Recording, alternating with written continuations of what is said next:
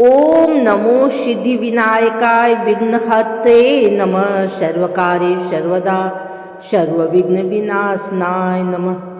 हे माता पिता समान गणेश जी, आज पौष मास की पावन विनायक चतुर्थी के शुभ अवसर पर हम आपके चरणों में श्रद्धा, भक्ति और विश्वास अर्पित करते हैं। हे गणनायक, जैसे आप अपने भक्तों के सभी दुख हर लेते हैं, वैसे ही आज इस कथा श्रवण मात्र से हमारे जीवन के सभी विघ्न, बाधाएं और कष्ट दूर हों।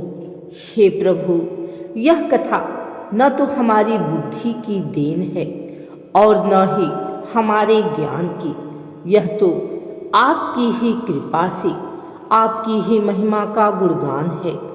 जो भी श्रद्धालु इस पौष मास विनायक चतुर्थी की कथा श्रद्धा से सुनेगा या सुनाएगा, उसके जीवन में सुख, शांति, संतान सुख, धन धान्य और यश की वृद्धि अवश्य होगी। अब हम पौष मास विनायक चतुर्थी की इस पावन और दिव्य कथा का वाचन प्रारंभ करते हैं। जय श्री गणेश। पौराणिक काल की बात है। पौष मास का समय था। चारों ओर शीतल वायु बह रही थी, नदियां निर्मल थी और वातावरण में एक अद्भुत पवित्रता व्याप्त थी।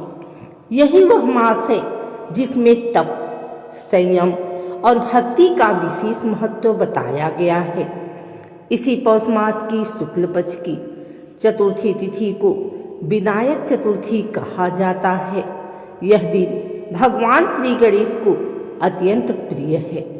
शास्त्रों में कहा गया है कि पौष मास में किया गया दान, जप और व्रत कई गुना फल देता है। इस मास में भगवान गणेश की पूजा करने से रुके हुए कार्य पूर्ण होते हैं। जिनके जीवन में बार बार बाधाएं आती हैं, उनके लिए यह व्रत वरदान समान है। एक निर्धन ब्राह्मण की कथा। बहुत समय पहले की बात है। एक नगर में रामनाथ नाम का एक गरीब ब्राह्मण रहता था।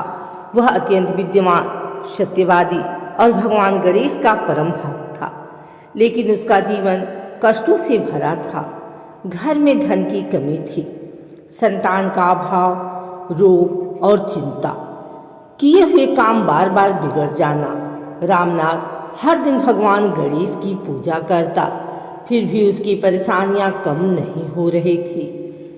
एक दिन अत्यंत दुखी होकर उसने भगवान गणेश से कहा, हे विघ्नहर्ता, यदि मेरे पूर्व जन्मों में कोई भूल हुई हो तो कृपया क्षमा करें। मैं आपकी शरण में हूँ, अब आप ही मेरा मार्गदर्शन करें। उस दिन नगर में एक ज्ञानी संत आए। रामनाथ ने उनके चरणों में गिरकर अपनी सारी व्यथा सुनाई। संत मुस्कुराए और बोले, वत्स, तुम्हारे जीवन में जो बाधाएं हैं वे तुम्हारे कर्मों का फल है, किंतु भगवान गणेश दयालु हैं। यदि तुम पौष मास की विनायक चतुर्थी का व्रत विधि विधान से करोगे तो अवश्य तुम्हारे कष्ट दूर होंगे। रामनाथ ने श्रद्धा से पूछा, गुरुदेव, कृपया इस व्रत की विधि और कथा बताइए। संत ने बताया, प्रातः ब्रह्म मुहूर्त में उठकर स्नान करें, स्वच्छ वस्त्र धारण करें, घर के मंदिर में गणेश जी की स्थापना करें, दुर्वा, मोदक, लड्डू अर्पित करें, ओम गं गणपतये नमः मंत्र का 108 बार जप करें। इस कथा का श्रद्धा से श्रवण करें। दिन भर संयम रखें और संध्या को आरती करें। रामनाथ का व्रत। रामनाथ ने पौष मास की विनायक चतुर्थी का व्रत पूरी नियम से किया। उसने कथा सुनी, गणेश जी का ध्यान किया और सच्चे मन से प्रार्थना की। उसी रात्रि उसे स्वप्न में भगवान गणेश के दर्शन हुए। गणेश जी बोले, वत्स रामनाथ, तुम्हारी श्रद्धा ने मुझे प्रसन्न किया है। अब से तुम्हारे जीवन के सभी विघ्न समाप्त होंगे।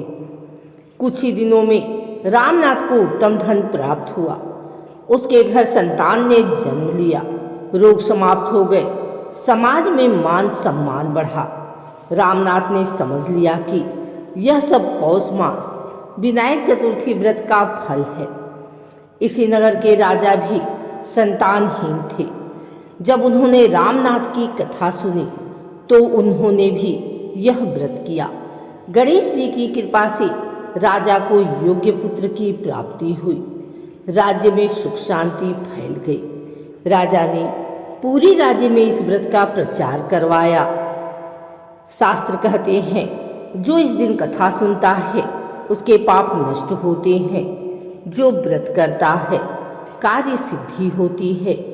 जो दान करता है अक्षय पुण्य मिलता है। यह व्रत विशेष रूप से संतान सुख, विवाह बाधा, नौकरी और व्यापार, मानसिक शांति के लिए अत्यंत फलदायी है। अब कथा पूर्ण होती है। हे विघ्न विनाशक गणेश जी, जैसे आपने अपने भक्तों की रक्षा की, वैसे ही हम सब पर भी कृपा बनाए रखें। इस पौष मास विनायक चतुर्थी की कथा सुनने और सुनाने से जो पुण्य प्राप्त हुआ वह समस्त संसार के कल्याण हेतु समर्पित हो।